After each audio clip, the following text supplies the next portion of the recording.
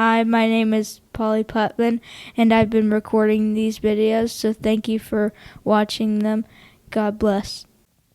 Hello, you are here for day 6 of our series on God's will for my life.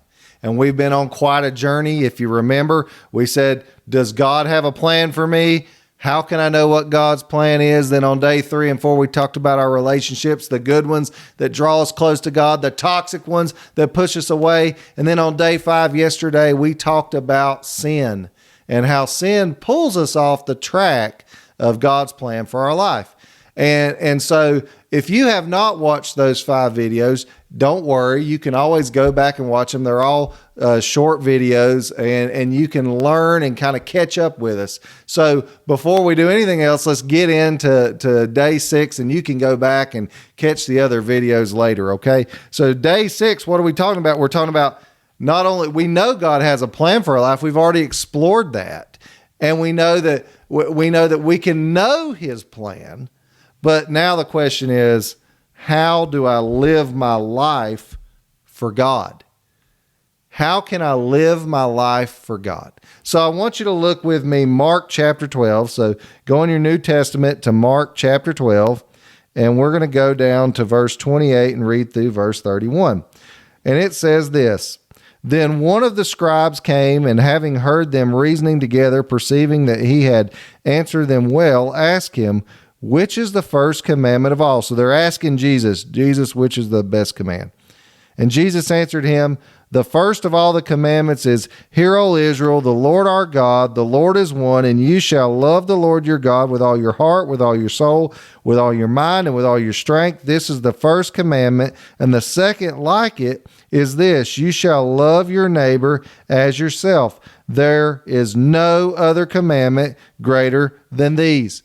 Okay, so we all know this. They say, Lord, we want to know we're doing good. Tell us what's the greatest commandment so we can prove to ourselves how good we are. And he says, hey, you've got to love God with all your heart, your mind, your soul, your strength. Basically, he means with your whole self. It's not just enough to bring your body to worship. You got to bring your heart with it. It's not just enough to bring your heart. You got to bring your mind with it. And it's not just enough to bring your heart, your mind, your body everywhere you go, but you've got to bring your strength. And what does that mean? That means your passion. You got to bring your passion with you. So you want to know, how do I live my life for God? You better be passionate about God. And that's not something, by the way, that you can conjure up on your own. You can certainly feed it and cultivate that desire to live for God, but you cannot do that on your own. That comes from the Holy Spirit. I don't ever want you to get things twisted and think that you can have a works-based model where you do good deeds and all this kind of stuff, and that's going to get you closer to God. What gets you closer to God is obeying his word and obeying the Holy Spirit, the gift of the new covenant that makes it so radically different than the old covenant is that sin was eternally dealt with by Jesus, and the Christian gets a new heart, a soft heart, not a hard heart, not a heart of stone, but a heart of flesh. And with that, Jesus said, it's good that I go because I will send you a helper. And he meant the Holy Spirit, the comforter. Okay, so that's one of the first things. We got to love God, and then we've got to love our neighbor. You cannot say that you love God if you don't love your neighbor. John records that elsewhere.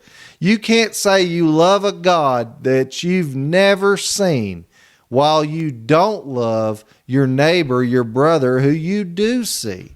And I want you to think about the reality of that some of us walk around and we hate on people all day long, but Jesus right here says, you got to love them.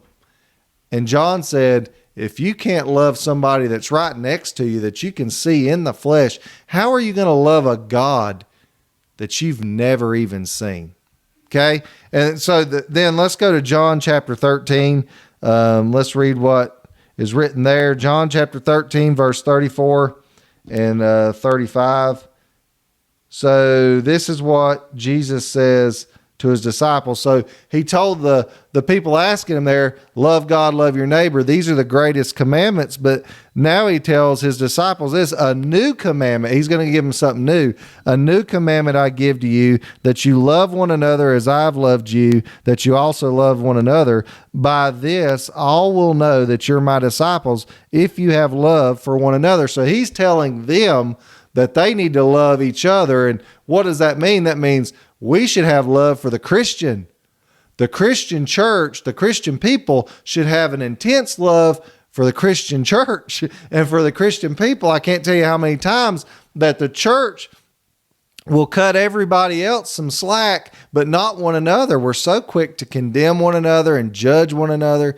But that's the opposite. Jesus said, people will know that you love me, that you're my disciple, that you follow me, that you're disciplined by me, if you love one another as I've loved you. And how much did Jesus love them? Well, he died for them. He died for them. And he died for you, and he died for me. And so love God, love your neighbor, and then love others as Christ loved us. That's thing number 2.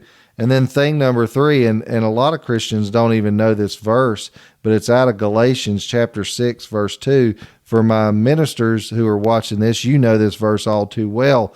It's talking about the law of Christ. Remember, Christ came and fulfilled the law of Moses, right? So now we have this new law, and we know it as the law of Christ. And in Galatians 6:2, it says this, bear one another's burdens and so fulfill the law of Christ. Bear one another's burdens and so fulfill the law of Christ. Well, what does that mean? That just simply means that if I see you and you're having a hardship, I come alongside you, we lock arm in arm spiritually together, and I help you through your mess. That's what Christians are called to do. We're called to be burden bearers. You want to know how you can live your life for God? I can't tell you any easier way than to love God, love your neighbor, and to love people as Jesus loved us. And then the fourth thing there, thing number 4, be a burden bearer. Wherever you go, look for the needs that need to be met and meet them, and so fulfill the law of Christ. Now, earlier in the series, we talked about how can I know God's specific will for me? How can I fulfill his specific plan in my life? And I'd be remiss if I didn't go back to that. Remember the verse, ask, seek, and knock. You have to ask God, and his Holy Spirit will reveal to you his exact plan for you. But for all Christians, the things we've talked about in this video today, these are most helpful. Everything that we've talked about today deals with how we love God and how we love people. And I'm sorry, if you're a Christian or you profess to be, and you do not have love in your life, then I think you need to re-examine your faith. Because either you're in bondage or you need to reevaluate whether or not you're actually a disciple of Jesus or not. Hey, this is the end of our series. I'm so thankful that you've tuned in. I want you to share these videos out, like them, subscribe to the channel. Don't forget to click the notification bell. My son, Polly, every single time, tell him to click the notification bell. Okay, Polly, I'm telling him, click the notification bell so that we can get more and more eyes on this series. We're going to bring a new series to you next week. I hope you've enjoyed this. God bless.